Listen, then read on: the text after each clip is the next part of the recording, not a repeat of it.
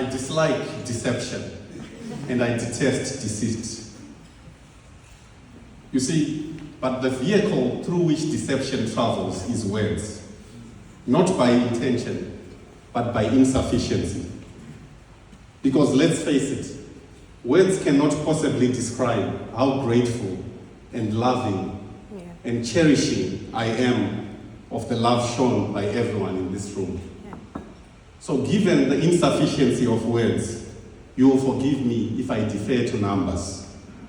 23, the number of Mandela Washington Fellows in this room at the University of Notre.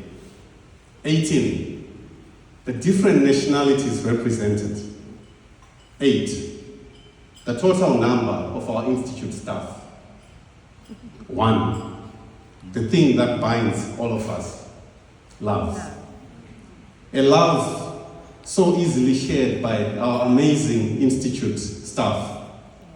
Melissa Paulsen, Ed Jakovich, Sarah, Mary, Keegan, Sam, Maggie, and John Pinter, who apart from giving us inexplicable love, also shared with us his surname.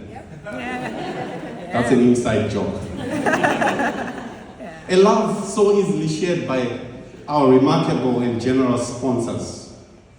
People and institutions like the Department of State of the United States of America, who opened the doors of their great nation to us. People like IBM, organizations like IBM, Capsule, different institutions like the Palti Institute for Global Development, who give but never tire of giving. People who opened up their homes to me personally, people like Bob and Fran and Walt Clements and Sam Miller, people whose names I can't exhaust in this speech. These people have shown me love, but one of the greatest loves I've shared is among our fellows, and I've come to learn a lot about their passions and affections, and even their quirks. Like how if you tell Nana something interesting, he giggles uncontrollably and says, "I'm telling you." Even if you're the one telling.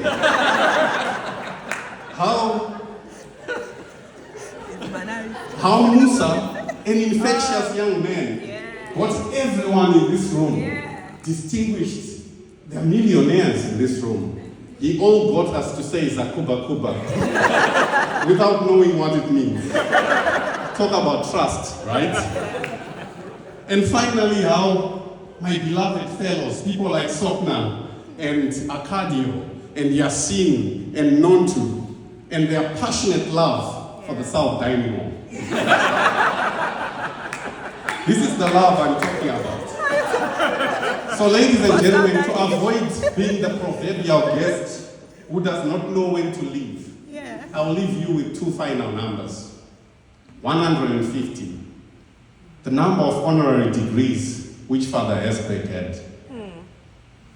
5,000, the number of books which he read after he lost his sight, before he died.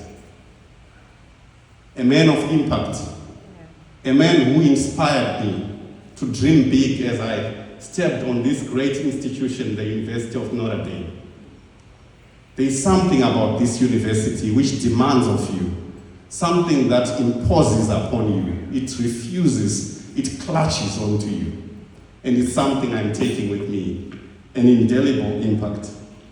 In that same spirit of the great impact of men like Father Hesbeck, who before he died, as I've learned, asked a question to the effect, forgive me if I do not get it verbatim, but to the effect of, what can I do? What can I do? After all that impact, he was still quizzing us, placing a demand on our curiosity, asking us, what can I do?